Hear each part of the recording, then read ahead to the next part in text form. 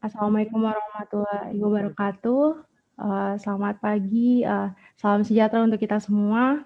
Terus kita harus melaksanakan atau melalui beberapa usaha dulu di dalam investasi itu secara ini menggali potensi diri baru kita percaya diri. Dalam karya tulisan Kak Regina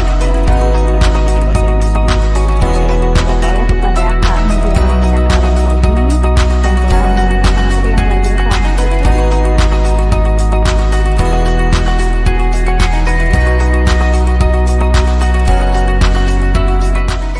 Selamat datang di Zoom ini bersama Fosmi Ashifa Undana. Hari ini kita akan sedikit berbicara dengan Kak Maria Regina Kalentobi, yang dimana kakak ini sebagai juara 1 mahasiswa berprestasi LL Dikti Wilayah 15 2021. Tapi sebelum kita berbincang-bincang dengan Kak Regina, mungkin Kak Imam dipersilakan untuk menyampaikan sepatah dua kata sebagai Ketum Fosmi FKM Undana. Silakan Kak. Baiklah, terima kasih para adik moderator. Assalamualaikum warahmatullahi wabarakatuh. Shalom, selamat pagi untuk kita semua. Innal hamdalillah nahmaduhu wa nasta'inuhu wa nastaghfiruh wa na'udzu billahi min syururi anfusina wa min sayyiati a'malina may yahdihillahu fala mudhillalah wa may yudlil fala hadiyalah. Asyhadu an la ilaha illallah wa asyhadu anna Muhammadan abduhu wa rasuluh. Rabbis rohli sodri wa yasirli amri wahlul 'uqdatam min lisani yafqahu qawli. Yang terhormat Kakak Regina selaku juara 1 mahasiswa berprestasi LL Dikti untuk wilayah regional 15 tahun 2021 sekaligus juga Ketua Senat Mahasiswa Unwira Kupang tahun 2020-2021 yang hari ini hadir bersama kita di tengah-tengah kita secara virtual melalui Zoom Meet selaku narasumber untuk diskusi terkait mahasiswa berprestasi. Sebelumnya terima kasih banyak sudah bersedia untuk berbagi pengalaman, ilmu maupun dan lainnya terkait mahasiswa berprestasi kepada kami semua, teman-teman dari Fosmi maupun mahasiswa dari baik itu kampus Undana maupun dari kampus-kampus lainnya. Terima kasih kepada Kakak Regina. Kemudian juga terima kasih juga kepada teman-teman yang sudah menyempatkan hadir bersama kita di Zoom Meet kali ini, yang sudah meluangkan waktunya. Terima kasih juga kepada teman-teman pengurus yang sudah membantu untuk menyiapkan kegiatan kita kali ini. Adapun maksud dan tujuan kita tentu untuk menggali terkait terkait prestasi dari mahasiswa. Tentu prestasi tidak memiliki artian yang sempit. Artinya prestasi dari mahasiswa bukan sekedar hanya prestasi dari dunia kampus, dari dunia organisasi maupun tapi dari keseluruhan itu semuanya, baik dari kampus maupun organisasi maupun dalam masyarakat tentunya. Tentu itu nanti akan dijelaskan atau dipaparkan lebih jauh lagi oleh Kak Regina. Dan mungkin tanpa memperpanjang waktu lagi, mari kita enjoy, jangan terlalu kaku untuk menikmati apa yang akan dipaparkan oleh Kak Regina dan menyiapkan pertanyaan-pertanyaan manis ataupun kritis untuk mencari tahu nih kira-kira mungkin dari kita yang hadir di tengah-tengah Zoom Meet kali ini, terkhususnya maba atau mahasiswa yang baru semester awal-awal mungkin bisa menggali lebih jauh terkait Pilmapres agar bisa siapa tahu dari antara kita di sini mahasiswa-mahasiswa yang baru bergabung di dalam dunia kampusnya di tahun-tahun berikutnya pemilihan Pilmapres berikutnya siapa tahu nih ada di antara kita yang terpilih tertarik mengikutinya. Baiklah, terima kasih banyak sekali lagi pada Kakak Regina dan teman-teman. Saya kembalikan kepada moderator. Baik, terima kasih Kak Imam. Terima kasih untuk kata dua katanya. Nah, hari ini kita topiknya menjadi mahasiswa yang digandrungi akan prestasi. Nah, kemajuan sebuah negara tuh dapat banyak dipengaruhi oleh kualitas sumber daya manusia ya. Nah, sumber manusia sendiri yang ideal itu seharusnya memiliki keunggulan yang seimbang antara kecerdasan intelektual, emosional, kinestesis, dan spiritual. Nah, untuk itu sebenarnya kita sebagai mahasiswa nih, apa sih sebenarnya hakikat prestasi bagi kita mahasiswa? Mungkin Kak Regina dipersilakan untuk memberikan sedikit penjelasan hakikat prestasi bagi mahasiswa itu apa sih sebenarnya? Dari teman dari pengurus FONASI SIFA kalau tidak salah, mohon maaf kalau salah penyebutannya. Dari FK, menurut saya pribadi sebenarnya hakikat mahasiswa berprestasi itu adalah seperti yang tadi sudah dijelaskan oleh Kak Imam juga, bahwa masih terdengar kan Kak ya? Masih oke.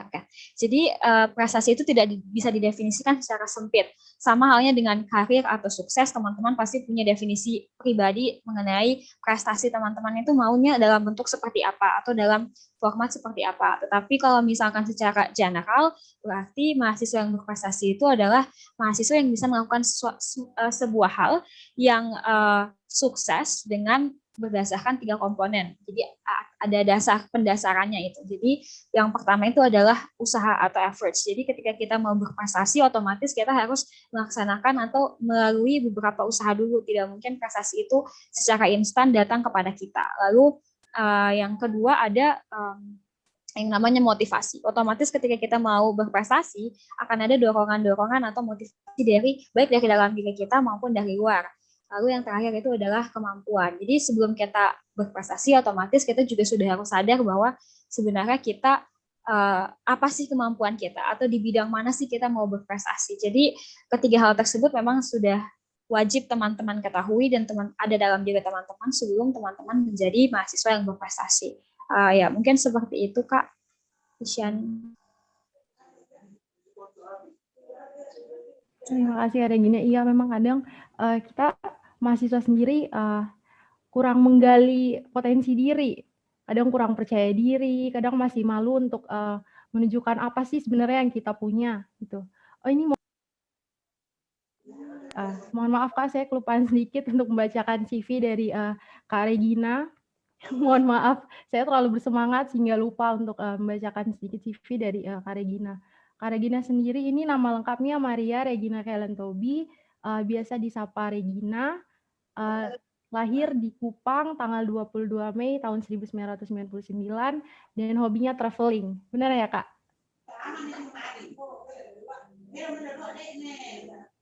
Iya, benar.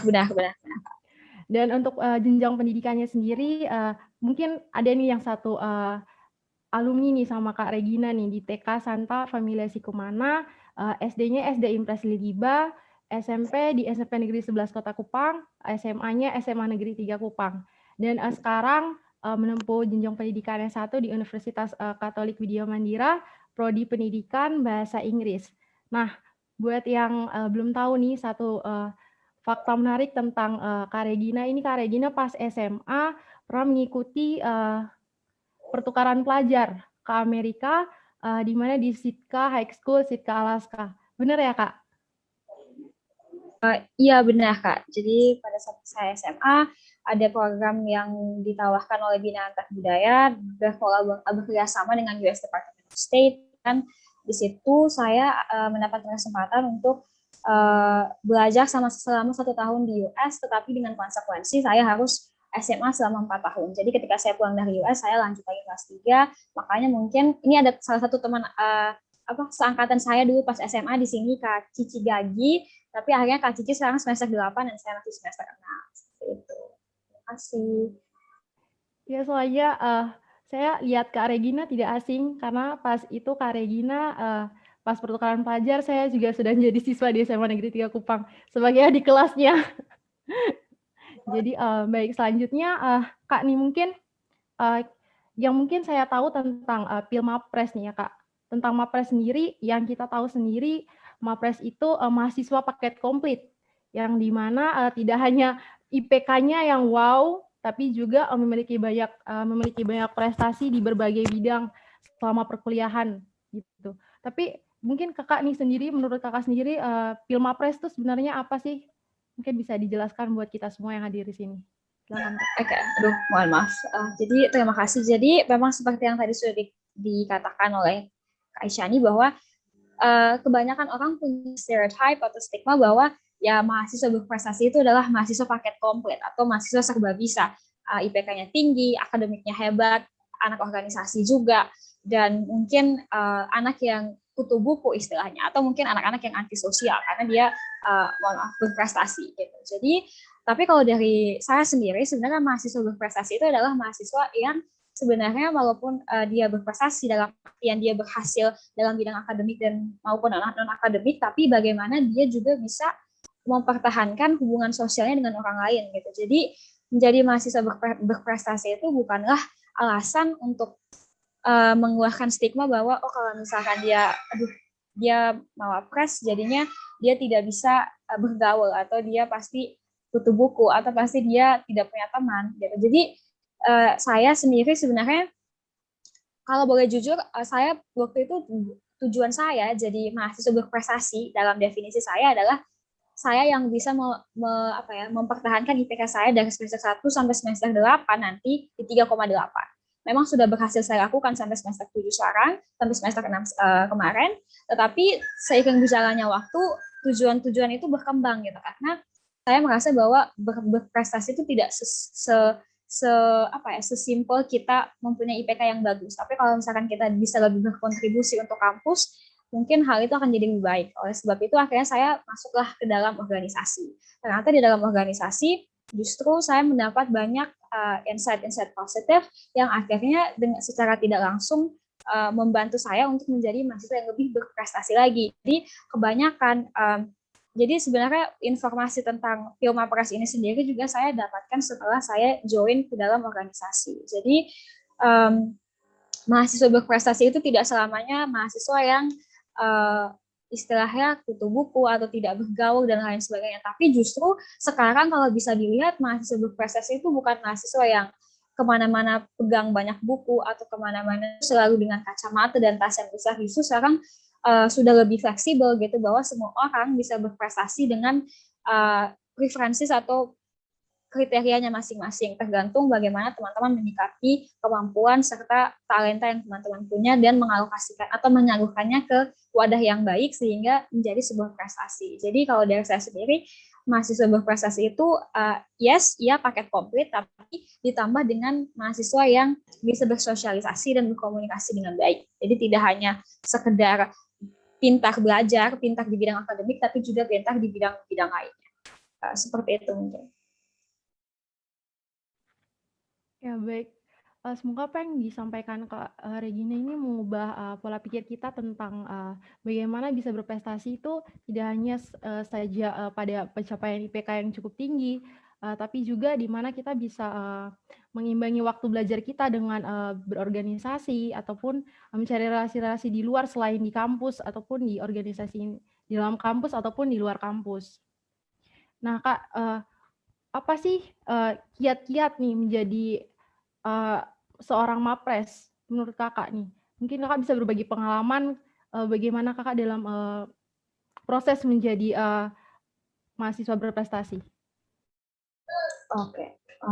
Jadi awalnya saya sendiri sebenarnya tidak pernah punya bayangan kalau misalkan saya akan ikut pemilihan atau menjadi mawapres utama dari Unika Widya Mandira. Jadi memang pada saat itu seharusnya kan ada sistem pemilihan mapres secara fakultas lalu dikirim ke tingkat universitas. Tapi memang tidak dilaksanakan oleh pihak Unika Widya Mandira karena pandemi dan lain-lain, jadi memang tidak dilaksanakan. Lalu saya waktu itu tuh ditawari. Jadi ditawari karena saya cukup aktif di organisasi dan ditawari dengan cara ayo coba ikut Pilmapres. Jadi memang pada saat itu saya belum punya kepercayaan diri yang tinggi karena saya adalah tipe orang yang hanya mau berdiri atau berjalan di zona nyaman pada saat itu.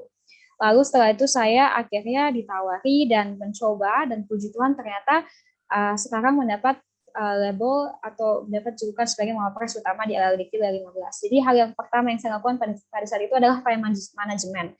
Jadi kenapa kita harus ada time management untuk menjadi mahasiswa yang berprestasi? Yang pertama itu karena jujur kalau misalkan ada beberapa teman yang kenal saya di sini, mereka tahu sebagaimana saya itu sangat suka kalau orang Kupang bilang Batam Pias. Jadi saya adalah bukan anak kerumahan sekali, bukan. Saya tidak suka, saya tidak juga anak yang belajar 24/7 atau dalam 1 minggu saya selalu belajar, itu tidak gitu. Untuk to be totally honest, saya adalah anak yang mungkin tidak bisa diam di rumah dan tidak selalu belajar.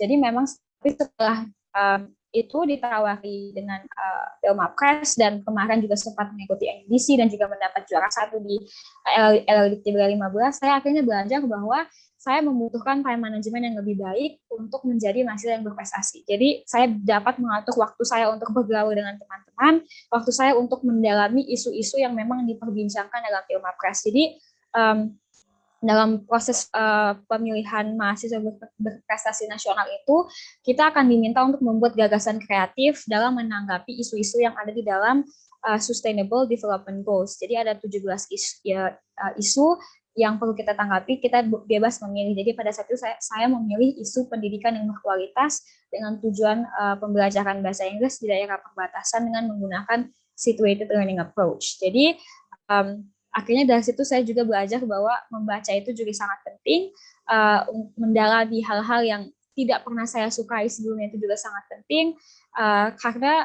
karena saya yang sudah digemblengi dengan bahasa Inggris yang begitu tinggi, saya memang zona nyamannya saya itu cuma berada di posisi bahasa Inggris aja. Jadi pada saat saya membuat GK atau gagasan kreatif itu dengan menggunakan full bahasa Indonesia dengan minimal 10-2 halaman adalah hal yang cukup sulit bagi saya. Tetapi dengan adanya time management, saya bisa menyelesaikannya itu dengan tepat waktu dan juga tidak mengganggu kegiatan-kegiatan saya yang lainnya. Lalu yang kedua itu adalah invest on yourself. Jadi berinvestasilah kepada diri teman-teman sendiri. Jadi kalau misalkan ketika teman-teman ingin berprestasi atau ketika teman-teman ingin membuat sebuah sejarah gitu ya seperti itu. Jadi ayo punyalah sebuah pikiran bahwa beta punya masa kuliah ini ada sejarahnya gitu. Jadi itu yang sudah saya terapkan mungkin sejak SD. Jadi waktu SD sejarah yang saya buat adalah saya selalu ranking 1 dari kelas 1 sampai kelas 6. Lalu di SMP sejarah yang saya buat yang saya kenang sampai sekarang adalah ketika saya menang lomba dengan hadiah yang cukup fantastis. Lalu ketika SMA sejarah yang saya buat dan saya bisa ingat sampai sekarang adalah tadi ketika saya pergi untuk mengikuti pertukaran pelajar. Lalu kira-kira di kuliah pada saat itu masa sih beta cuma mau mengingat kalau beta punya IPK yang cukup tinggi. Mungkin itu akan sangat datar dan biasa saja gitu. Jadi kadang kita terlalu fokus dengan orang lain sampai kita lupa bahwa sebenarnya yang paling penting adalah diri kita sendiri. Jadi bagaimana kita menginvestasikan hal-hal yang kita punya untuk masa depan yang lebih baik. Karena ketika teman-teman kuliah, otomatis teman-teman akan dipersiapkan untuk dunia kerja. Ketika teman-teman berprestasi, maka hal-hal yang bisa teman-teman masukkan ke CV teman-teman akan lebih banyak, akan memberikan lebih banyak insight positif kepada orang-orang, kepada perusahaan-perusahaan bahwa memang semasa kuliah teman-teman bukanlah orang-orang yang sekedar istilahnya mahasiswa kupu-kupu, pulang kampus. Sebenarnya untuk jadi mahasiswa kupu-kupu adalah hak dari teman-teman semua, tetapi teman-teman juga punya hak, bahkan punya pilihan untuk membuat masa kuliah teman-teman itu tuh excited ketika teman-teman SMA. Biasanya kan ada banyak orang bilang masa paling indah tuh ada di SMA, padahal tidak selamanya seperti itu. Memang patut diakui bahwa beta punya masa SMA yang sangat luar biasa. Memang masa-masa yang paling menyenangkan itu ada di SMA. Karena di kuliah pun kita dapat banyak tekanan kan. Tapi itu bukan berarti teman-teman jadinya membatasi diri untuk mengeksplorasi diri dan berkembang ke ranah yang lebih baik. Gitu. Lalu yang ketiga itu adalah fokuslah kepada tujuan dari teman-teman. Semisal dari awal teman-teman adalah sarjana sedang belajar di prodi akuntansi misalkan, dan teman-teman punya tujuan untuk menjadi seorang banker atau teller gitu. Otomatis teman-teman harus fokus ke satu tujuan tersebut dengan caranya apa misalkan. Dan fokus dari tujuan teman-teman tersebut itu bisa dilaksanakan step by step. Jadi misalkan pada saat semester 1 teman-teman fokus beta IPK-nya harus 3,5 di semester 1. Lalu di semester 2 misalkan teman-teman fokusnya kayaknya beta harus mulai coba cari informasi tentang magang itu di mana, internship yang secara mandiri itu di mana. Lalu misalkan di semester 3 ada goals lain lagi atau ada tujuan lain lagi yang teman-teman apa istilahnya teman-teman tetapkan untuk mencapai tujuan akhir teman-teman itu tadi untuk menjadi seorang teller. Karena sekarang menurut saya sendiri magang dan lain-lain itu adalah hal yang penting untuk enhance teman-teman punya soft skills dan juga hard skills. Jadi kalau misalkan dari awal sudah jelas teman-teman mau naik dari stage ini ke stage ini ke stage ini, maka dengan sendirinya tujuan akhir dari teman-teman itu akan sangat mudah tercapai, karena ketika kuliah teman-teman sudah mendapat banyak gambaran sebenarnya dunia kerja itu nanti akan seperti apa, dan dengan sendirinya teman-teman juga akan dilatih untuk menjadi mahasiswa yang ambisi, yang punya ambisi, tapi ambisi in a good way gitu, in the right way, yang akan menjadi prestasi juga untuk teman-teman semua. Lalu yang keempat itu ada networking skills. Jadi tadi kan sudah sempat disinggung bahwa Malapres itu yang paket lengkap, yang juga merupakan teman-teman yang join organisasi. Jadi sebenarnya salah satu hal penting dalam menjadi Malapres itu adalah networking skills, karena ketika teman-teman berprestasi, teman-teman juga bisa menjalin atau apa ya istilahnya semacam bertukar pikiran, pendapat dan lain-lain itu dengan orang lain. Jadi tidak mungkin teman-teman tidak punya teman gitu, atau tidak mungkin teman-teman hanya berteman dengan circle yang itu saja. Jadi otomatis memiliki networking skills yang baik akan membantu teman-teman untuk mencapai tujuan berprestasi dari teman-teman itu sendiri, karena ketika teman-teman punya network yang sampai jauh ke universitas lain atau ke prodi-prodi lain, itu akan memberikan teman-teman insight yang lebih banyak tentang suatu permasalahan atau suatu ide yang mungkin nanti akan teman-teman angkat ke dalam ke dalam suatu perlombaan atau apapun itu. Jadi memang memiliki networking skills yang baik sangat diperlukan di masa sekarang ya. Maksudnya bukan orang dalam ya teman-teman, bukan orang dalam, karena biasanya kadang networking itu suka kita salah artikan dengan orang dalam, bukan. Tapi bagaimana teman-teman menjalin hubungan baik dengan orang lain yang akhirnya memberikan masukan-masukan positif kepada diri teman-teman sendiri. Lalu yang kelima itu adalah enhance atau teman-teman harus meningkatkan soft skills teman-teman atau mengasah talenta dan kemampuan teman-teman itu melalui kompetisi.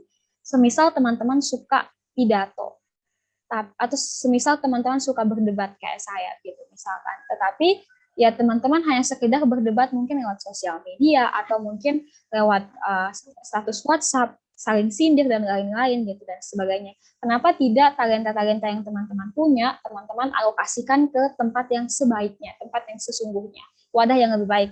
Karena sebenarnya dari Kemdikbud sendiri melalui prestasi nasional sudah memberikan banyak sekali wadah kepada mahasiswa untuk berprestasi. Contohnya ada NUDC atau debat bahasa Inggris, ada KDNI debat bahasa Indonesia, ada Pilmapres juga. Jadi sebenarnya teman-teman, dan sekarang dalam masa pandemi sebenarnya semakin banyak universitas yang menyelenggarakan lomba secara online. Jadi sebenarnya sudah tidak ada kendala yang lebih besar pada teman-teman untuk bisa meningkatkan kemampuan teman-teman melalui lomba. Untuk masalah teman-teman akan juara atau tidak, itu adalah urusan kedua. Urusan yang pertama adalah bagaimana teman-teman bisa berani dulu untuk mencoba gitu. Karena yang tidak dibenarkan adalah ketika teman-teman tidak berani mencoba. Tetapi kalau misalkan teman-teman tidak menang, itu bukan sesuatu yang juga disalahkan. Tapi itu adalah proses dari teman-teman belajar bahwa kalau satu kali gagal, berarti kali kedua tidak usah gagal lagi, atau kali ketiga, kalau Albert Einstein harus buat beribu-ribu percobaan untuk menemukan suatu inovasi, berarti sama halnya dengan teman-teman gitu. Jangan sampai ketika teman-teman mencoba satu perlombaan dan teman-teman gagal, lalu serta-merta teman-teman bilang, kayaknya Beson bisa nih, kayaknya dia susahnya usah. Itu adalah salah satu pemahaman yang sangat salah. Lalu yang keenam itu adalah teman-teman harus lebih terbuka kepada segala jenis kesempatan yang datang kepada teman-teman. Contohnya sekarang Kemdikbud sedang sangat gencar mempromosikan kampus merdeka. Ada yang namanya mengajar merdeka, ada yang namanya magang merdeka, ada yang juga namanya pertukaran mahasiswa merdeka. Jadi sebenarnya itu adalah kesempatan-kesempatan yang datang ke teman-teman secara gratis, yang dapat teman-teman pakai untuk sebagai wadah untuk belajar dari orang lain, sehingga dapat membangun image diri atau membangun perkembangan diri dari teman-teman itu yang lebih baik gitu. Jadi sebenarnya wadahnya itu sudah sangat banyak untuk kita berprestasi. Tergantung bagaimana teman-teman menyikapi kesempatan yang datang itu. Kalau misalkan kesempatan yang datang dan teman-teman bilang, intinya beta lulus dari kuliah, itu maka sebenarnya sangat sangat disayangkan karena contoh tadi program magang merdeka yang ditawarkan oleh Kemdikbud itu bekerjasama dengan berbagai perusahaan-perusahaan yang sangat prestigious, contohnya PT Kalbe, ada juga Zenius, Ruang Guru, dan lain sebagainya. Jadi sebenarnya sudah banyak kesempatan yang datang kepada teman-teman, tapi bagaimana caranya teman-teman lebih terbuka pada kesempatan tersebut. Lalu yang terakhir adalah support system. Jadi terkadang mungkin kita ketika merasa bahwa support system itu adalah hal-hal yang tidak terlalu penting ketika menjadi mapres. Tapi ya patut kita sadari juga bahwa ketika kita menjadi mapres, saya sendiri merasa memang ada banyak tekanan. Pasti orang-orang itu berpikir bahwa saya ini adalah seseorang yang sangat pintar, sangat luar biasa nih, makanya mendapat title label daripada mawapres itu. Tapi tidak menutup kemungkinan bahwa pressure yang didapat selama proses seleksi juga bisa setidaknya mematahkan semangat kita gitu. Karena kan terkadang ketika kita berada dalam sebuah perlombaan itu pasti lawannya juga tidak mudah-mudah. Karena kemarin ketika saya di tingkat LLD 15 ada juga dari Undana, dari namanya Kasonya kalau tidak salah, yang merupakan mawapres Indonesia. Jadi sebenarnya ada banyak saingannya. Jadi bagaimana kita memiliki dan harus mempunyai support system yang baik. Jadi sebenarnya support system itu bisa dari kampus, bisa dari prodi, bisa dari keluarga, ataupun dari teman-teman, dari sahabat, atau dari pacar juga boleh sebenarnya. Jadi tergantung bagaimana orang-orang di belakang kita itu dan kita sendiri memiliki sebuah support system bahwa ketika kita mau menjadi yang lebih baik, ada yang mensupport. Jangan sampai ketika kita, karena biasanya dicontoh ya teman-teman, banyak sering ditemukan fenomena di Kupang bahwa ketika kita mau menjadi pribadi yang lebih baik, ada saja teman-teman kita tuh yang bilang, terlalu cari perhatian, terlalu makan puji, padahal biasa saja gitu. Pasti ada yang mencela gitu. Jadi justru sebenarnya kadang orang-orang seperti itu yang mematahkan semangat kita, akhirnya kayak sudah sebatas mau jadi mapres ya, soalnya orang bilang dia makan puji saja gitu. Padahal sebenarnya justru orang-orang seperti itu yang teman-teman harus istilahnya cut dari kehidupan teman-teman, karena tidak membawa dampak positif juga untuk teman-teman. Jadi ketika teman-teman ingin berprestasi, hal yang paling penting menurut beta adalah support system, karena tadi pasti tekanannya banyak dan pasti ada saja teman-teman stres. Jangan sampai teman-teman stres lalu berdampak pada perkuliahan teman-teman dan lain sebagainya. Oleh sebab itu tetap dibutuhkan support system yang positif. Jadi mungkin menurut beta kiat-kiat menjadi mapres itu seperti itu, Kak. Baik, terima kasih Kak Regina, ini sangat luar biasa loh. Jadi intinya tuh kita harus berani keluar dari zona nyaman kita saat ini. Mungkin sekarang hanya kuliah, terus di rumah, scroll TikTok, mungkin bisa diubah untuk menggali potensi diri. Mungkin saya nih bisanya di apa, pintarnya di apa, untuk mengembangkannya. Jadi tidak terpendam. Sangat disayangkan kalau misalnya potensi diri kita tuh terpendam. Tuh. Lalu mungkin ada dengan berorganisasi, teman-teman bisa membuat untuk melatih diri untuk bertanggung jawab, time management juga.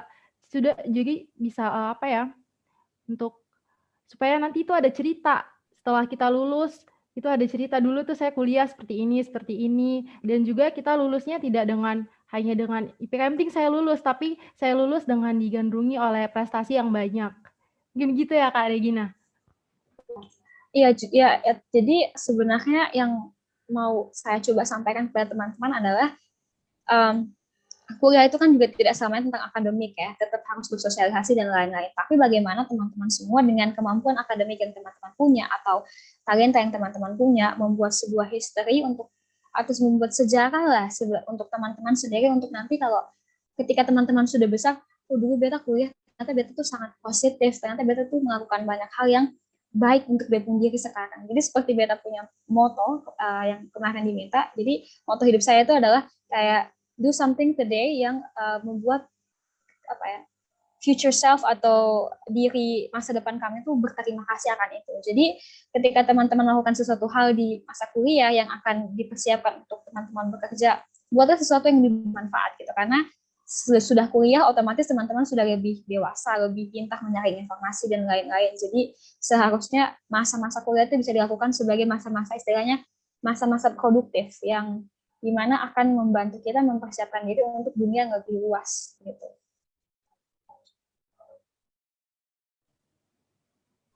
Jadi kalau contoh nih teman-teman, kalau tahu tren TikTok yang namanya hahaha in public, ngumpulin sertifikat in private, nah teman-teman juga bisa gitu. Jadi apalagi dengan pandemi ini sudah banyak sekali universitas luar negeri yang buka summer schools, extra online program, jadi bisa teman-teman apply untuk belajar juga. Jadi sebenarnya justru pandemi itu tidak seharusnya membatasi teman-teman dari terus berkreativitas atau berprestasi. Justru dengan kemudahan teknologi dan segala fasilitas yang ada harus bisa digunakan untuk mencari dan menggali prestasi dari teman-teman sendiri sebanyak-banyaknya atau menghasilkan sebanyak-banyaknya. Karena sebenarnya setiap prestasi yang teman-teman buat itu patut dihargai oleh universitas.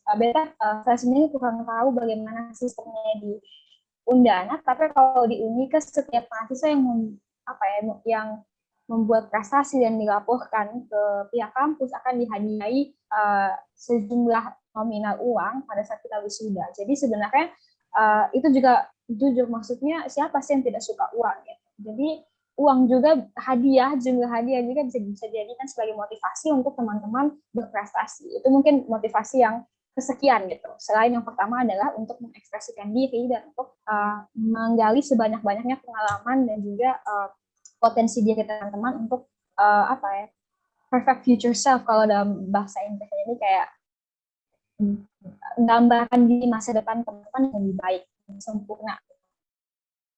Itu Kak. Baik Kak. Lalu ini, sekarang nih teman-teman yang lain tuh saya pernah menemui teman, dia bilang, kenapa sih kalian ikut organisasi banyak-banyak? Apa sih sebenarnya tujuannya ikut organisasi banyak-banyak membuang-buang waktu? Kalian bisa pakai waktu berorganisasi untuk rebahan di rumah dan lain sebagainya.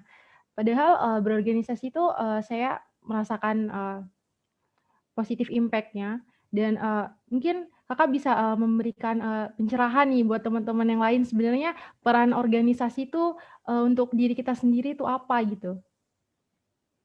Jadi memang seperti yang sudah saya bilang sebelumnya, saya awalnya tuh tidak pernah pikirkan jadi seorang ketua senat juga atau join organisasi kampus karena saya merasa itu terlalu banyak work dan ada stereotype yang mengatakan bahwa kalau kita join organisasi maka kita kuliahnya akan semakin lama gitu. Maka kita akan semakin lama di kampus karena terlalu sibuk dengan kegiatan-kegiatan organisasi. Tapi justru hal itu sebenarnya antara lama waktu kita kuliah dan organisasi tidak ada korelasinya sama sekali gitu. Jadi saya itu join organisasi pertama kali ketika saya semester 4 dengan mengikuti suatu kegiatan di Unika namanya PISPA. Mungkin teman-teman sudah pernah dengar namanya PISPA. Jadi pada saat itu saya menjadi salah satu panitia di PISPA. Jadi setelah saya ikut organisasi ternyata hal pertama yang saya dapatkan itu adalah teman.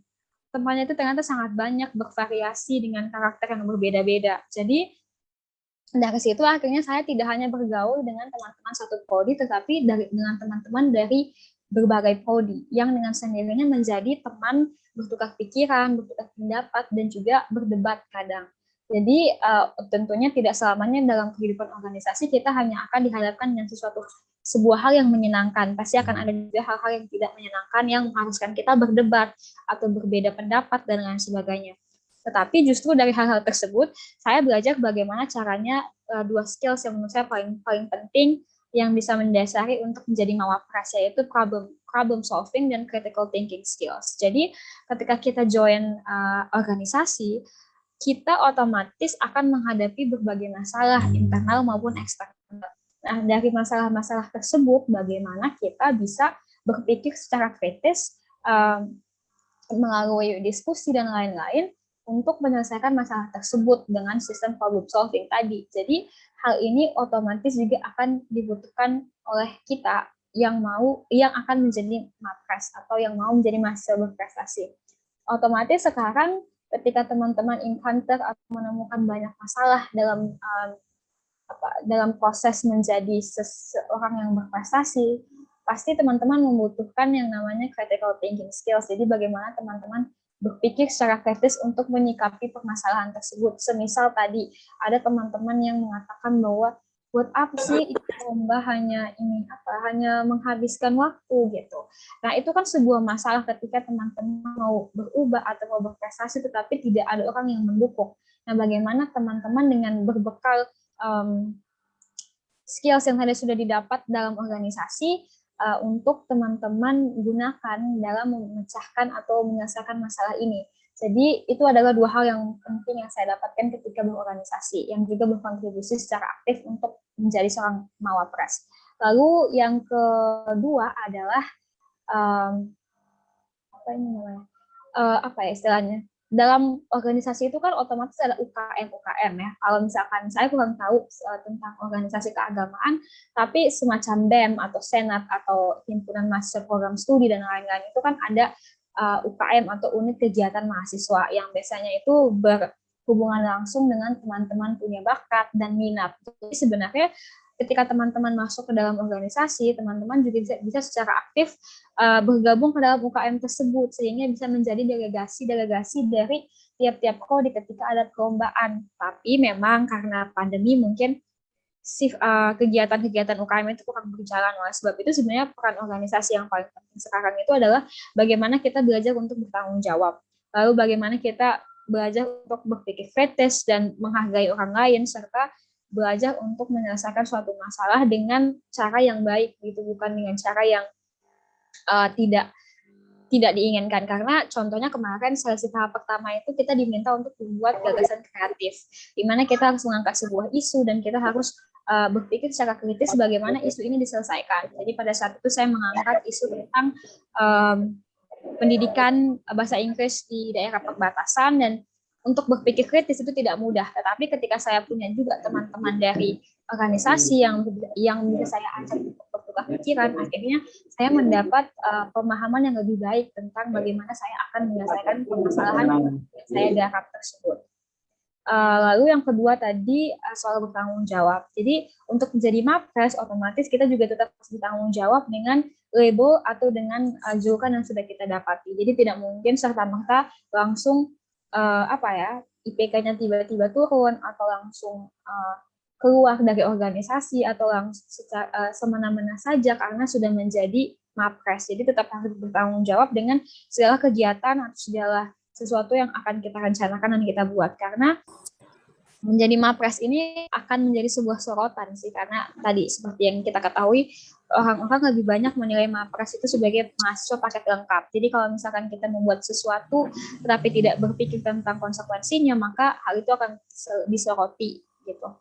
Lalu yang terakhir itu tadi mungkin leadership. Jadi ketika kita atau kepemimpinan, otomatis ketika kita masuk dan bergabung dalam sebuah organisasi, kita akan belajar bagaimana sih caranya menjadi pemimpin yang baik, karena kita pasti akan mendapat kesempatan untuk mungkin menjadi ketua panitia atau menjadi koordinator dari sebuah divisi dan lain-lain yang akan membantu kita belajar bagaimana caranya saya mengayomi orang lain atau menghargai orang lain dan juga memberikan sesuatu yang positif kepada organisasi. Jadi menurut saya sebenarnya masuk dan bergabung ke dalam organisasi itu mungkin terlihat sangat riuh, sangat banyak pekerjaan, sangat sibuk, tapi sebanding dan setimpal dengan apa yang akan teman-teman dapatkan dan apa yang akan teman-teman kembangkan di sana yang akan berkontribusi sebagai dasar. Jadi soft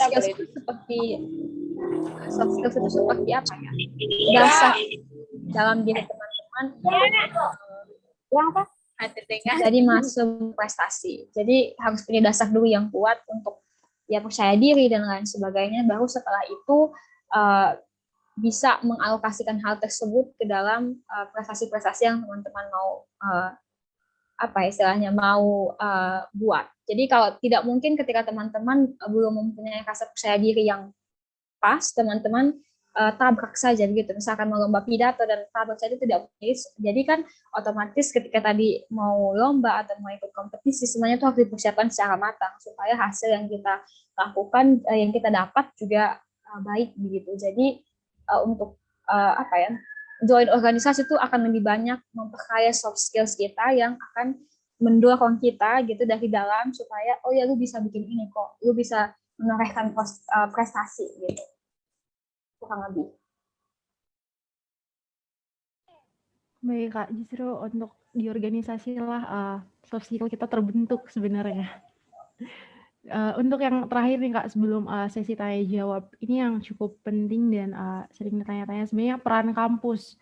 Kadang tuh informasi tuh suka tenggelam, hanya beberapa orang yang mendapat informasi, terkadang tuh kayak gitu. Mungkin Kakak bisa menjelaskan peran kampus untuk itu bagaimana? Oke, jadi sebenarnya segala sesuatu hal yang berkaitan dengan prestasi mahasiswa itu akan berkaitan dengan bidang kemahasiswaan. Karena bidang kemahasiswaan atau wakil rektor 3 lah istilahnya, yang akan mencatat semua prestasi yang teman-teman buat. Memang tidak dapat dipungkiri bahwa di realitanya masih banyak orang-orang tuh yang mendapatkan privilege lebih untuk mendapatkan informasi tentang kegiatan-kegiatan tertentu. Padahal sebenarnya siapa saja itu apa istilahnya bisa mendaftar dan bisa mencoba melakukan sesuatu gitu atau berprestasi, tapi memang karena kadang universitas itu tidak menaruh perhatian yang lebih untuk lebih apa istilahnya lebih membuka informasi ini kepada seluruh mahasiswa. Jadi sebenarnya ada 2 peran penting daripada PUS untuk Mapres. Ada yang pertama itu adalah fasilitasi. Jadi halo?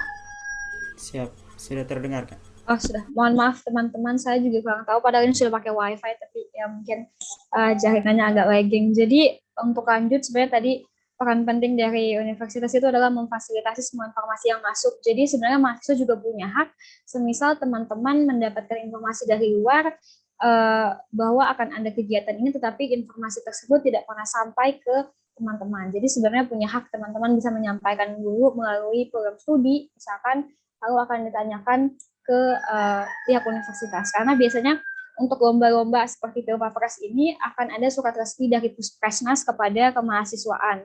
Jadi kemahasiswaan yang akan bertugas untuk membagikan informasi ini kepada program studi gitu. Jadi mungkin kalau join organisasi juga teman-teman akan lebih mudah mendapatkan informasi. Tapi sebenarnya informasi itu harus terbuka bagi semua mahasiswa di mana saja begitu. Jadi mungkin kalau misalnya ke depan masih belum ada informasi tersebut tersebar dengan baik kepada teman-teman, teman-teman juga punya hak untuk bersuara, untuk bertanya kenapa kami tidak mendapatkan informasi ini, padahal kami juga mau mengikuti hal ini.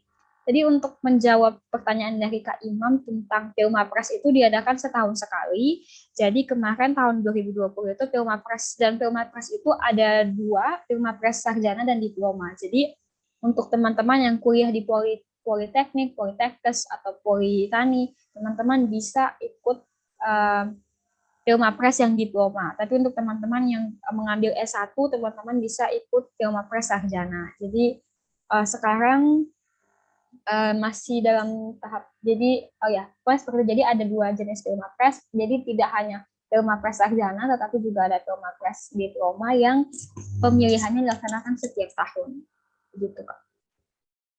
Baik, terima kasih Aridas informasinya. Untuk itu sekarang kita masuk ke sesi tanya jawab. Silakan raise hand atau memberikan pertanyaan di kolom chat. Izin bertanya Kak. Oh ya Kak, silakan. Baik, terima kasih atas waktu yang diberikan kepada saya.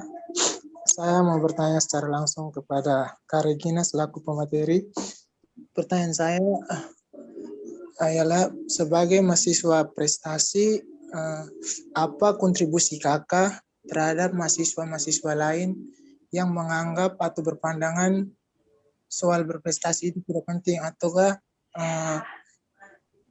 dunia organisasi itu tidak penting? Apa kontribusi Kakak sebagai mahasiswa berprestasi ini sehingga mereka bisa berbaur atau bergabung untuk mencapai suatu prestasi yang lebih baik ke depannya, tidak hanya bermalas-malasan seperti yang sekarang kita lihat. Mahasiswa lebih banyak mementingkan kesenangan diri daripada bergabung bersama dunia organisasi atau organisasi dalam kampus yang mungkin itu dapat meningkatkan kualitas SDM mereka sendiri. Mungkin hanya itu saja pertanyaan dari saya. Terima kasih. Baik, terima kasih. Mungkin Kak Regina mau langsung dijawab. Oke.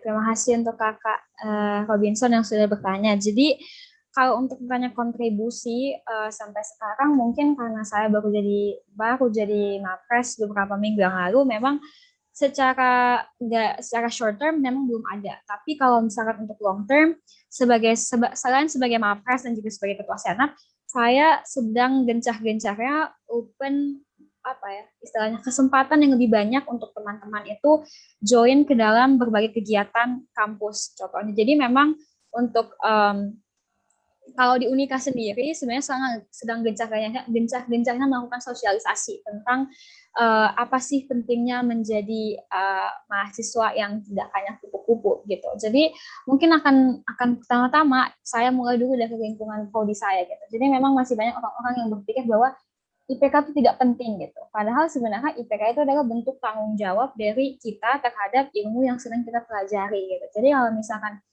IPK kita cuma 2 atau IPK cuma 3, 2, gitu, itu patut dipertanyakan sebenarnya kita ini mahasiswa atau apa. Maksudnya kan IPK itu kan adalah hasil kumulatif setelah kita belajar selama 1 semester. Jadi tidak mungkin hasilnya tidak memuaskan. Jadi akan saya mulai dulu dari satu prodi saya untuk lebih. Jadi sebenarnya di FKIP sendiri mungkin di program studi bahasa Inggris saya adalah salah satu orang yang mungkin sekarang paling produktif, paling sering mengikuti lomba, dan kontribusi saya adalah dengan saya mengajak dosen dan juga pimpinan di prodi kami untuk dengan berpartisipasi aktif, istilahnya mempromosikan diri saya gitu, mempromosikan dalam artian bahwa ini ada satu mahasiswa dari program studi bahasa Inggris yang sudah bisa sampai nasional. It means berarti teman-teman yang lain juga punya kesempatan yang sama untuk menjadi seperti saya gitu. Jadi memang sekarang kalau di Unika sendiri Kak, seperti yang kalau misalkan Kakak Robin dari Unika, Kakak pasti sudah lihat saya punya foto ada di mana-mana, ada di website Unwira, ada di Instagram, ada di mana-mana. Sebenarnya itu adalah salah satu bentuk media promosi kepada teman-teman semua bahwa sebenarnya siapa saja, dari mana saja bisa menjadi mahasiswa yang berprestasi. Memang semua itu tidak semudah membalikan telapak tangan, karena mau kita kampanyekan segencar apapun, tapi kalau dari dalam diri kita pribadi tidak ada istilahnya semangat untuk berubah dan semangat untuk menorehkan prestasi, memang hal itu tidak akan terjadi. Karena kembali lagi ketika kita ingin melakukan sesuatu, otomatis akan kembali kepada diri kita dulu, apakah kita mau atau tidak gitu. Jadi walaupun sudah diusahakan semaksimal mungkin saya mengkampanyekan bahwa pokoknya kalian semua harus berprestasi gitu. Walaupun sudah saya kampanyekan go nasional pun, tapi teman-teman tidak punya semangat untuk berubah, ya memang tidak akan bisa. Tapi ada banyak hal jadi yang bisa kita lakukan, semisal tadi sosialisasi dan workshop, dan juga mungkin sebagai teman-teman di dalam organisasi, mungkin di BEM atau di Senat dan lain sebagainya, bisa membuat kegiatan-kegiatan yang lebih sifatnya milenial. Karena kalau dikutip dari sebuah percakapan antara Iqbal Ramadan dan Najwa Shihab, jadi Iqbal pernah bilang seperti ini, anak-anak seumuran kita tidak akan mendengarkan kita kalau kita berbicara menggunakan bahasa yang terlalu prestigious atau bahasa yang terlalu tinggi. Mereka akan mendengarkan kita ketika kita menggunakan bahasa sehari-hari yang mudah dimengerti dan bisa membangun komunikasi yang baik. Oleh sebab itu, saya rasa kalau misalkan sekarang yang perlu dibuat adalah bagaimana kita dari kampus atau dari organisasi tidak perlu selalu hal-hal yang bersifat baku atau bersifat kaku, tapi bagaimana kita bisa memenuhi kebutuhan mahasiswa kita yang sekarang ini adalah generasi milenial, generasi yang memang dekat dengan teknologi dan lain sebagainya. Jadi kalau dari saya sendiri mungkin bisa dimaksimalkan untuk kegiatan-kegiatan yang lebih istilahnya lebih dekat dengan teman-teman kita yang milenial. Karena kan selama ini mungkin kegiatan-kegiatan di organisasi itu cukup boring atau cukup tidak menarik gitu untuk diikuti. Makanya teman-teman bilang, buat apa sih ikut organisasi, paling cuma LKTD, cuman rapat dan lain-lain. Tapi kalau misalkan kita bisa bikin inovasi yang lebih kreatif, misalkan buat workshop, misalkan kita mau bikin workshop entrepreneur, kalau misalkan cuma mengundang dinas pariwisata dan lain kepala dinas mungkin akan sangat membosankan. Tapi kalau misalkan kita mendatangkan pengusaha-pengusaha milenial seperti Arif Muhammad dan lain-lain, mungkin akan menarik atensi dari teman-teman yang tadi Atif tadi. Jadi sebenarnya sepintar-pintarnya kita bagaimana saya sebagai Mapres melihat peluang di sisi mana sih teman-teman ini dengan sendirinya bisa saya ajak untuk berubah, dengan cara apa saya menawarkan inovasi yang lebih baru gitu. Jadi tidak selalu terpaku dengan hal yang berbau akademik dan baku. Gitu. Mungkin begitu Kak. Semoga menjawab pertanyaan dari Kak Robinson. Terima kasih. Terima kasih Kak Regina atas jawabannya. Bagaimana Kak Robinson? Siap Kak, jawabannya sangat menarik. Baik, terima kasih Kak Robinson yang sudah bertanya. Mungkin ada teman-teman lain yang ingin mengajukan pertanyaan. Ada satu pertanyaan Kak, mungkin ada di kolom chat dari Kak Yohana Nurak. Isu yang Kak Regina angkat untuk Pilmapres terkait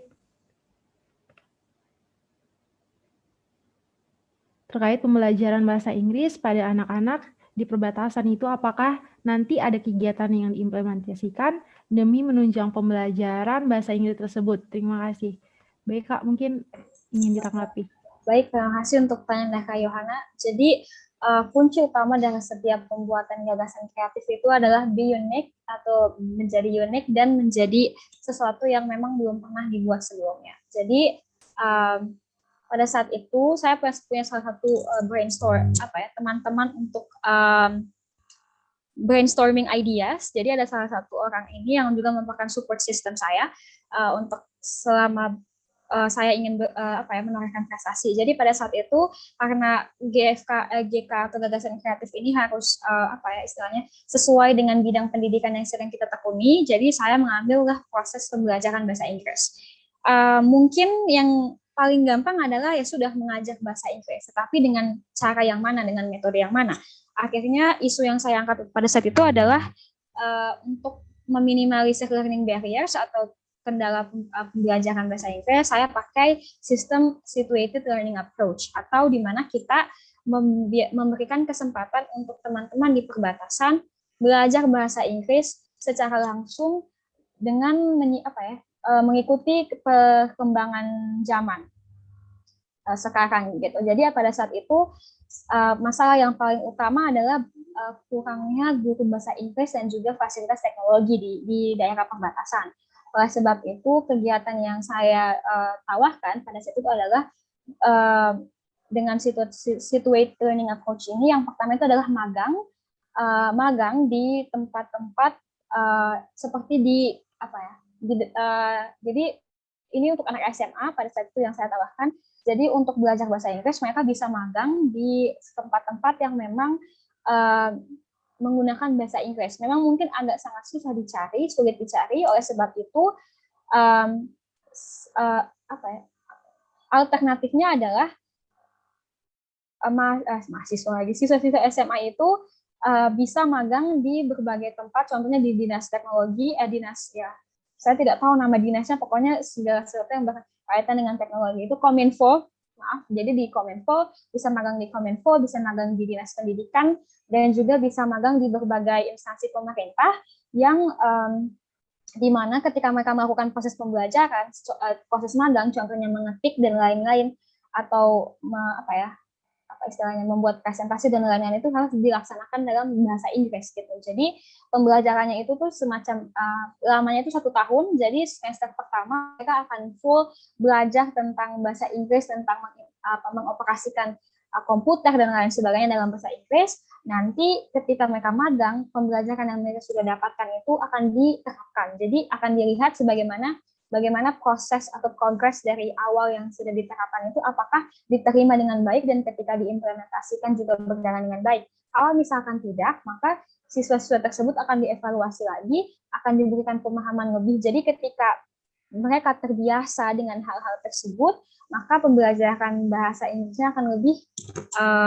efektif gitu. Jadi kegiatan yang dilaksanakan itu adalah tadi proses pembelajaran, belajar mengajar dengan menggunakan apa ya, lingkungan juga di sekitar yang lebih realistis. Jadi misalkan kalau hari ini pembelajarannya tentang lingkungan, teman-teman akan keluar untuk ke lingkungan sekitar, mengamati dan melihat bahwa oh ternyata ada ini di sini.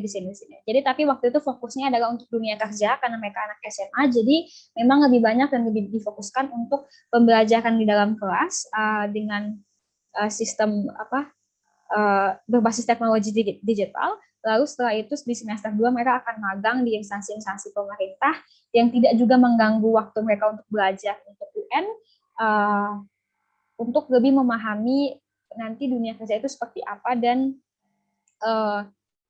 proses implementasi dari kegiatan dari pembelajaran sebelumnya itu nanti di dunia kerja seperti apa. Jadi mungkin itu menjawab pertanyaan dari Kak Yohana. Terima kasih. Karena mungkin itu jawaban dari Kak Regina. Dan untuk apa namanya, kita keterbatasan waktu ya. Jadi Kak, ini kita 3 pertanyaan lagi boleh nggak? 2 dari kolom chat dan 1 dari ucapan panitia. Iya, baik, terima kasih nih. Ya, kita dari pertanyaan, ada 1 pertanyaan yang sudah diberikan oleh kakak ini dari Kak Uswita dari Universitas Nusa Cendana. Ini agak menarik. Bagaimana rasa malas tersebut sering kembali. Jadi Kak, ini untuk memanajemen rasa malas nih, karena kita nih suka terjebak di antara rasa malas. Oke, iya. Rasa malas itu adalah hambatan paling besar, dan jangankan teman-teman, saya pun sebenarnya adalah salah satu orang yang sangat-sangat suka procrastinating atau menunda pekerjaan. Jadi kan malas itu juga akibat dari gue malas ya nanti biar besok saya baru kerja, something like that gitu. Tapi saya itu seperti yang tadi saya bilang, untuk menjadi mapres pasti ada motivasinya gitu kan. Jadi saya untuk menurunkan atau menghilangkan rasa malas itu adalah kembali ke tujuan awal. Motivasi saya ikut ini itu apa? Jadi memang pada saat saya susun GK, saya tidak pernah menyusun gagasan kreatif sebelumnya, dan saya bukan dipaksa ya, maksudnya dituntut untuk harus menulis gagasan kreatif ini dengan panjang halaman 10 sampai 20 halaman dengan apa istilahnya, dengan menggunakan bahasa Indonesia yang baik dan benar, dengan pembuuhan tanda baca yang benar, memang cukup membuat saya malas dan akhirnya stres sendiri. Jadi, tapi balik lagi dengan motivasi awal saya adalah saya mau kali ini, tadi seperti yang saya sudah jelaskan sebelumnya, bahwa kita harus set goals. Jadi kalau misalkan kemarin goal saya harus bisa ikut NUDC untuk tahap untuk tingkat LLDT wilayah 8, pada saat itu masih di Denpasar, berarti kali ini saya harus setidaknya mengikuti lomba yang sampai di nasional. Oleh sebab itu kemarin setelah saya bermalas-malasan hampir 1 minggu menunda untuk mengerjakan GK tersebut, saya sadar bahwa sebenarnya motivasi saya adalah saya mau ke nasional. Dan motivasi yang kuat ini harusnya bisa membangkitkan semangat saya lagi.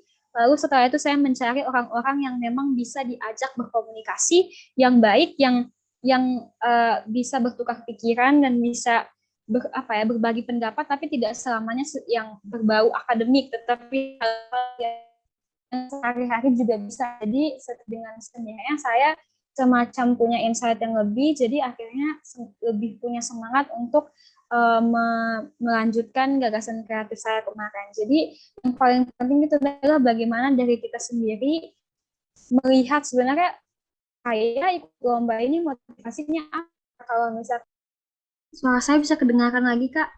Siap, sudah bisa. Ya, Kak.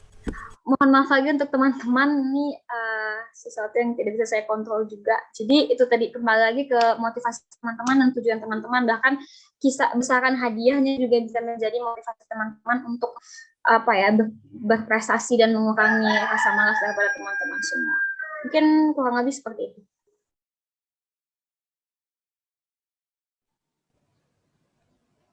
Baik, itu jawaban untuk pertanyaan dari Kak Asvita. Berikutnya ini Kak, Ada satu pertanyaan dari Kak Diana Manehat. Mungkin ini menjadi keresahan kita juga. Gimana Kak Regina menghadapi rasa gugup atau insecure? Mungkin Kak saat mengikuti Pilmapres. Jadi mungkin karena Pilmapres kali ini online, sebenarnya atau dilaksanakan secara daring, jadi sebenarnya untuk rasa gugupnya itu tidak terlalu terasa. Tapi memang ada insecure yang saya rasakan secara pribadi karena setelah kemarin saya melihat teman-teman dari LGBT wilayah 15 itu ya tidak juga bisa dikategorikan sebagai teman-teman yang istilahnya apa ya biasa-biasa saja gitu, karena tidak mungkin juga kita apa istilahnya merendah orang lain seperti itu. Jadi memang untuk kalau dari diri saya sendiri sebenarnya saya tidak akan insecure karena memang ada insecure sedikit, tapi setelah itu saya merasa bahwa kalau misalkan saya sudah apa ya istilahnya sudah lolos seleksi tahap pertama, itu berarti memang saya eligible atau saya memang bisa untuk jadi Mapres. Jadi sebenarnya kembali lagi kepada diri kita sendiri. Sebenarnya insecure itu kan diciptakan oleh lingkungan. Jadi karena contoh kalau misalkan karena kemarin dan tergantung standarisasi dari lingkungan sendiri. Jadi sebenarnya insecure itu tidak akan ada kalau misalkan kita tidak mengikuti standar dari society atau lingkungan yang ada gitu. Tapi karena kemarin menurut saya kurang di gagasan kreatif itu, menurut saya semacam saya kurang memberikan yang baik, jadi memang ada insecure. Saya juga kenal beberapa orang yang juga seleksi bersama-sama dengan saya, jadi saya juga tahu kemampuannya, tapi perlu diingat bahwa everybody itu adalah unik dan everybody itu punya kemampuan yang berbeda-beda, tidak bisa disamakan. Jadi it doesn't mean kalau misalkan dia bisa, berarti kamu tidak bisa, atau misalkan semua orang itu dibekali dengan kemampuannya masing-masing kan. Jadi insecurities itu adalah sesuatu yang kita ciptakan secara sendiri karena kita takut gitu. Padahal sebenarnya tidak perlu ada insecure kalau misalkan teman-teman yakin bahwa apa yang teman-teman lakukan itu berdasarkan usaha dari teman-teman semua. Jadi kalau misalkan masih ada insecurities, itu berarti masalahnya adalah di mana teman-teman menciptakan mindset ini akhirnya yang membawa teman-teman ke dalam insecurities. Jadi pada saat itu cara saya untuk menghilangkan insecurities adalah saya merasa bahwa masa sekelas beta sonde bisa mengalahkan orang lain, atau masa sekelas beta tuh sonde bisa seperti Kak Kabita yang kemarin jadi Mawapres Nasional 2020. Jadi jangankan karena kita ini dari Unika atau kita dari Undana yang tidak begitu terkenal di Jawa, jadi kita langsung insecure gitu. No, kayak semua orang itu punya kesempatan yang sama. Jadi sebenarnya insecure itu kita sendiri yang buat, yang akan membuat kita juga jadinya stres sendiri gitu. Padahal sebenarnya tidak, dan kita juga kan belum tentu tahu bahwa kita punya akan lebih baik daripada orang lain, atau orang lain punya karya itu akan lebih baik daripada kita gitu. Jadi menurut saya sebenarnya insecure itu adalah hal-hal yang kita ciptakan sendiri yang membuat kita jadinya gugup dan takut sendiri, berspekulasi sendiri padahal belum kejadian gitu. Jadi mungkin yang perlu ditanamkan dalam diri adalah self confidence, tapi jangan over self confidence gitu. Teman-teman harus percaya bahwa beta bisa, apa sih yang beta sebenarnya bisa buat kalau misalkan beta usaha gitu. Jadi menurut saya Kak Diana semuanya bisa dilakukan kalau Kak Diana tidak menanamkan rasa insecure, atau kita tidak menanamkan rasa insecure dalam diri kita, karena ya pada dasarnya kita bisa buat apa saja yang kita mau selama itu berguna bagi diri kita sendiri. Mungkin seperti itu. Terima kasih. Coba jadi buat kita semua nggak boleh insecure, harus percaya diri. Kita pasti bisa. Untuk pertanyaan terakhir nih dari Kak Ferdianus, ini mungkin jadi pertanyaan terakhir. Mungkin ini mengulang lagi ya, Kak bisa ceritakan sedikit pengalaman tentang Kakak di organisasi, baik organisasi intrakampus ataupun ekstra kampus, supaya bisa memotivasi kita untuk mengikuti jejak Kakak. Terima kasih. Oke, jadi terima kasih untuk Kak Ferdianus ya yang sudah bertanya. Jadi sebenarnya tadi seperti yang sudah saya bilang, saya itu mulai ikut organisasi intrakampus itu dari semester 4, diajak oleh salah satu senior saya untuk bergabung di kepanitiaan.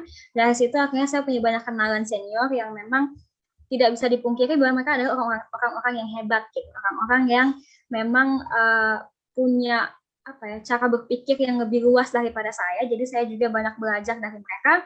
Akhirnya dari situ saya memutuskan untuk terus berkontribusi atau mengikuti organisasi kampus, karena ternyata memang semenyenangkan itu. Saya jadi banyak ikut kegiatan, jadi punya banyak teman dari berbagai prodi, dan dengan sendirinya memberikan insight yang lebih positif ke dalam diri saya, bagaimana saya berkomunikasi dengan orang lain, dan juga mengubah beberapa pola pikir yang memang masih salah pada saat itu.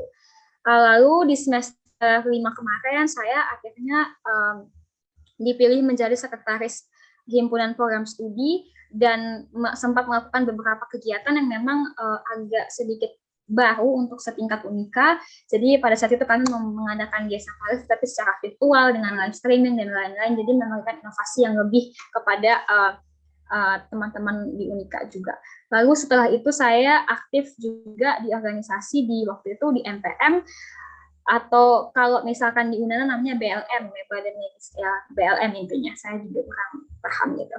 Jadi lalu setelah itu dari situ saya aktif dalam berbagai kegiatan, contohnya PISMA, kalau teman-teman di Undana sering dengar. Jadi itu adalah salah satu pekan perlombaan yang diadakan oleh Unika setiap tahunnya. Di PISMA saya menjadi seorang steering committee. Jadi steering committee itu adalah orang-orang yang mengkonsepkan perlombaan, jadi mekanisme perlombaan, penjurian, dan lain-lain itu ditentukan oleh saya atau ditetapkan oleh saya, seperti itu. Lalu setelah itu di PISMA juga saya jadinya banyak belajar bagaimana caranya menyampaikan pendapat lebih baik. Saya belajar caranya mengayomi orang lain lebih baik. Dan lalu mungkin kesempatan belajar paling besar itu adalah ketika saya menjadi ketua panitia dari kegiatan virtual yang Unika adakan juga. Jadi ketika menjadi ketua panitia, pressure-nya sangat banyak, terlalu banyak tekanan. Jadi memang ketika tekanan dari dalam kampus dan juga tekanan dalam kepanitiaan menjadi satu, memang ada stresnya juga. Tapi di balik itu ada senangnya juga, karena di dalam organisasi itu tadi seperti yang saya bilang, kita tidak cuma belajar tentang soft skills, tapi kita juga belajar tentang hard skills. Jadi hard skills yang saya pelajari selama mengikuti kegiatan-kegiatan di organisasi secara online ini adalah teknologi. Jadi saya dengan sendirinya lebih istilahnya lebih familiar dengan Zoom, dengan berbagai aplikasi-aplikasi lain seperti Canva dan lain-lain. Jadi sebenarnya istilahnya dalam organisasi itu tidak melulu belajar tentang cara memimpin rapat dan lain-lain, tetapi juga diberikan kesempatan untuk teman-teman boost atau teman-teman mengembangkan kreativitas dari teman-teman semua gitu.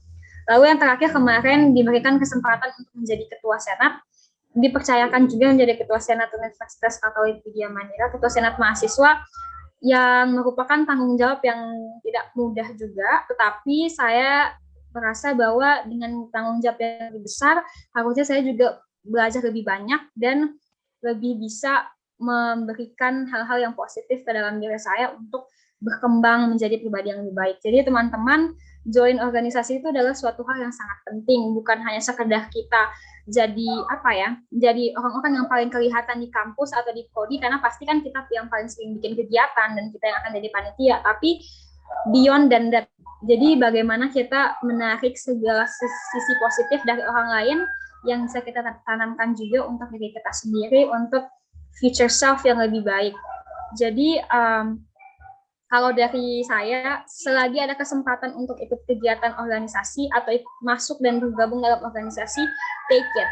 Harus diambil, jangan sampai stigma-stigma atau stereotype yang mengatakan bahwa kalau kita join organisasi, kuliahnya akan lama, menjadi penghalang teman-teman untuk join organisasi. Padahal ketika teman-teman join organisasi, banyak sekali benefit yang akan teman-teman dapatkan yang mungkin nanti akan teman-teman rasakan sendiri juga. Jadi yang pertama adalah dicoba dulu, nanti akan ada sensasi yang menurut saya sih sangat mengesankan dan luar biasa, karena justru saya lebih banyak belajar tentang dunia luar dan soft skill saya itu di dalam dunia organisasi gitu. Jadi di kampus saya mengembangkan kemampuan akademik saya, dan dalam organisasi intrakampus saya mengembangkan soft skills dan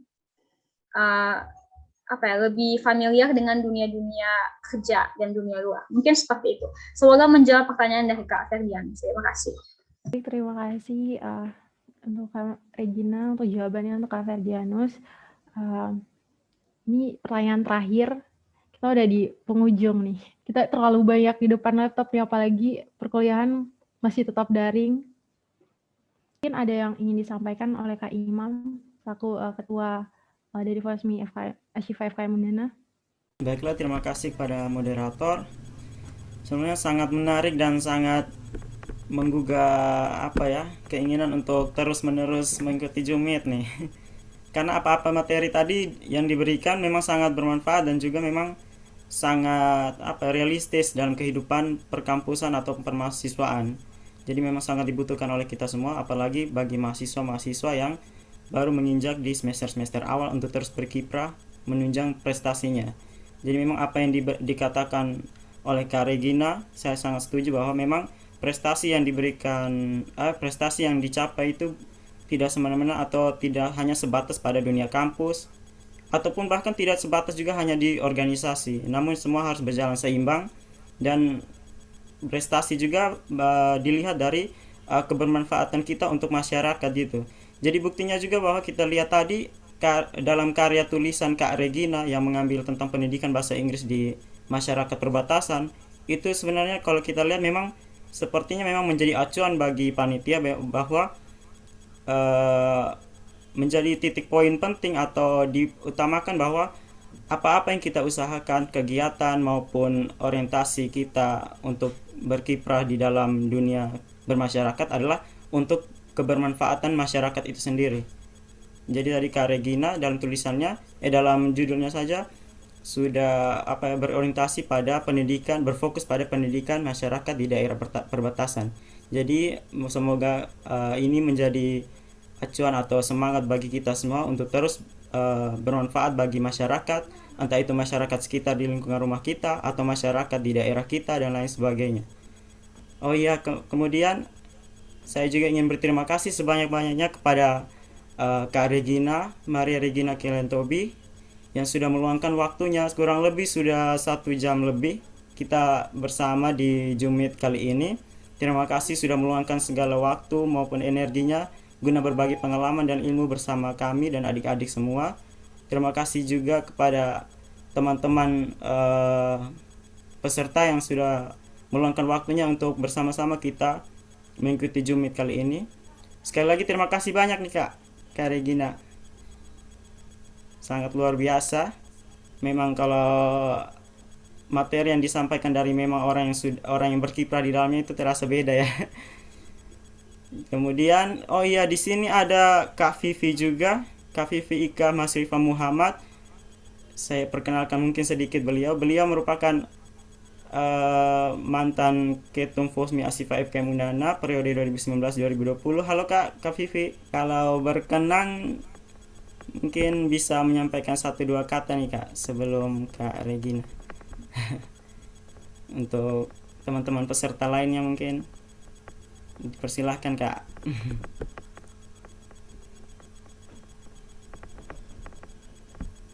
Oh iya, terima kasih. Mohon maaf ini nge-lag.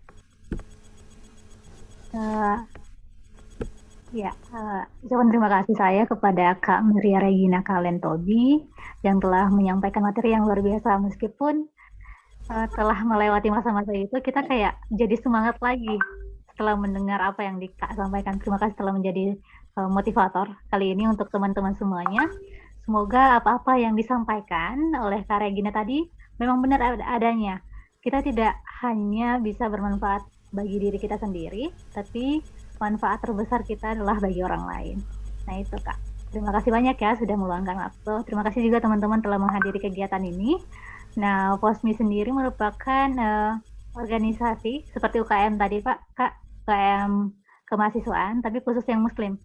Nah, karena ini khusus yang Muslim, sebuah keistimewaan kami, Kakak mau bergabung dan berbagi bersama kami di sini nih Kak. Terima kasih banyak ya Kak. Ya, itu saja dari saya. Wassalamualaikum warahmatullahi wabarakatuh. Terima kasih banyak Kak. Luar biasa. Jangan lupa istirahat. Izin matikan kamera ya, soalnya siap. Kalau misalnya tidak dimatikan kamera nih. Siap Kak. Baiklah, mungkin dari saya itu saja. Saya kembalikan kepada moderator. Baik, terima kasih Kak Imam. Mungkin terakhir nih, Kak Regina mau menyampaikan sesuatu untuk kita semua yang ada di sini, dipersilakan. Terima kasih banyak buat teman-teman semua, tetap stay dari awal sampai akhir. Mohon maaf tadi ada lagging beberapa kali, dan juga kalau misalkan kadang bicaranya tone-nya terlalu cepat, jadi mohon dimaafkan untuk kekurangan-kekurangannya. Dan pesan dari saya, mungkin ke depan teman-teman harus sangat dan lebih proaktif lagi untuk cari informasi tentang berbagai kegiatan-kegiatan kampus yang teman-teman bisa ikuti. Dan juga siapa tahu tahun depan Mawapres LDTW 15 bisa jadi dari teman-teman semua yang hari ini ikut ngobrol dengan saya. Dan teman-teman kalau misalkan masih punya pertanyaan yang mohon maaf juga untuk backsound-nya, kan ini ada di rumah, jadi very sorry untuk backsound yang kurang berkenan, tapi semoga tidak mengganggu kegiatan kita pagi ini. Kalau misalkan teman-teman masih punya pertanyaan yang belum sempat disampaikan dan masih mau bertanya, teman-teman mungkin bisa find me on Instagram di Regina Kellen, nanti cari saja, nanti silahkan bertanya via private, mungkin akan saya balas juga. Jadi sekali lagi terima kasih banyak untuk kesempatannya. I'm very happy dengan kesempatan ini karena at least saya bisa sharing apa yang selama ini ada dalam otak saya dan juga yang saya alami ke teman-teman semua. Perhaps apapun yang hari ini saya sharing bisa berguna buat teman-teman dan terus memotivasi teman-teman untuk lebih berprestasi dan tidak menjadi mahasiswa yang hanya sekedar kupu-kupu. Terima kasih. Baik, terima kasih Kak Regina untuk kesempatannya untuk hadir bersama kita di sini. Terima kasih juga buat teman-teman yang sudah meluangkan waktu untuk hadir bersama kita untuk mendengarkan sharing dari Kak Regina. Semoga apa yang disampaikan nih memberikan manfaat yang luar biasa buat kita semua yang mendengarkan hari ini. Semoga setelah dari mengikuti Zoom ini ada timbul motivasi dari dalam diri untuk keluar dari zona nyaman, untuk mencari mengukir sejarah di kehidupan perkuliahan kita, untuk sebagai sejarah bisa diceritakan nanti kalau kita sudah keluar dari perkuliahan, bahwa kita tidak kuliah untuk mendapatkan IPK yang tinggi, tidak untuk kuliah untuk lulus saja, tapi kuliah dengan segudang prestasi yang banyak. Untuk itu sekian dan terima kasih. Kalau ada salah kata, kami dari panitia mengucapkan minta maaf. Untuk itu wassalamualaikum warahmatullahi wabarakatuh. Salam sejahtera untuk kita semua. Selamat pagi. Terima kasih. Terima kasih Terima semuanya. kasih semuanya. Terima kasih banyak untuk Kak Imam. Terima kasih juga Kak. Terima kasih untuk teman-teman semua. Nanti semoga kita ketemu di lain. Terima kasih Kak.